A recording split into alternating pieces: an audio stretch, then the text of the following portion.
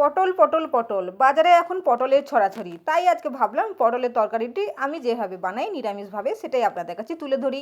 আমি সোনালি স্বাদ কানেকশানে আপনাদের সবাইকে স্বাগত জানাই। এই জন্য প্রথমে পটলগুলো ধুয়ে ভালো করে কেটে নিয়েছি, দেখুন এইভাবে। এরপরেই কড়াইতে সর্ষের তেল দিয়ে সামান্য পরিমাণ নুন দিয়ে তেলটা ভালো করে গরম হওয়া পর্যন্ত ওয়েট করব। তেলটা গরম হয়ে গেছে, এরপরে প্রথমে আলুগুলোকে ভালো করে ভেজে নেব। একদম লাল করে ভাজবো না, 50% মতন আলুগুলোকে আমি ভেজে নেব। এই সময় ভাজার সময় আমি দিয়ে দেবো সামান্য পরিমাণে হলুদ গুঁড়ো, যাতে আলুগুলো একটু রঙটা একটু তার চেঞ্জ হয়ে যাক, সাদা থেকে একটু হলুদ যেন হয়ে যায়, সেইভাবেই একটু হলুদ গুঁড়ো দিয়ে ভালো করে এটাকে ভেজে নেব। আলুটাকে একটু প্রথমে ভেজে নিচ্ছি, এরপরে পটলটা দিয়ে দেবো। সব কিছুকে দিয়ে ভালো করে নেড়ে চেড়ে এটাকে কিছুক্ষণ ভালো করে ভেজে নেব। দেখবেন একবারে তরকারি করলেও ভালো লাগবে, একটু ভেজে করলে তার টেস্টটা একটু আলাদা চেঞ্জ হয়ে যায়। তো দেখুন আলু পটলগুলো লাল লাল করে ভাজা হয়ে গেছে, তো এটাকে তুলে রাখছি।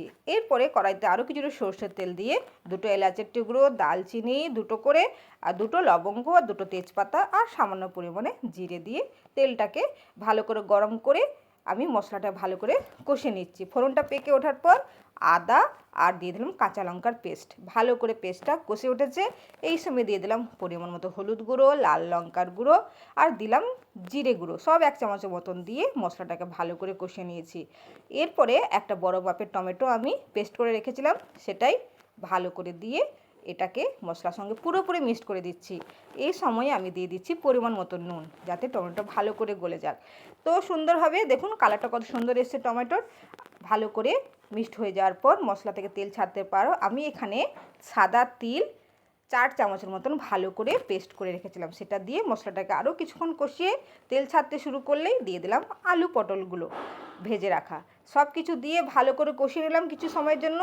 একদম মশলা ভালো করে কষানো হয়ে গেছে, এই সময় দিয়ে দিলাম পরিমাণ মতন নুন, পরিমাণ মতন নুন নয়, পরিমাণ মতন জল দিয়ে ভালো করে এটাকে ফুটতে সময় দেবো। একদম বেশি দেবো না, একদম কম দেবো না, একদম মাখো মাখো হবে আলু পটলের তরকারিটা, এইভাবে হবে।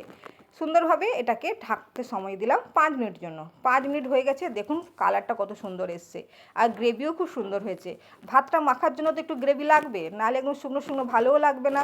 এই জন্য নামানোর আগে কিছুক্ষণ দিয়ে দিলাম গরম মশলা 1 চা চামচ, গরম মশলা দিয়ে মিনিট 2 মতন ফুটিয়ে রেখে গ্যাসটা বন্ধ করে এটাকে আমি ঢাকা রেখে দেবো, যাতে পুরোপুরি গরম মশলার পুরো স্বাদ চলে আসে। দেখুন তো কত সুন্দর হয়েছে আলু পটলের তরকারি। আমি যেভাবে বাড়িতে বানাই সেটাই আপনাদের কাছে তুলে ধরি, খুবই কম সময়ে এবং খুব কম মশলায় বাড়িতে থাকা উপকরণ দিয়ে আমি আপনাদের কাছে ভিডিওগুলি তুলে ধরি।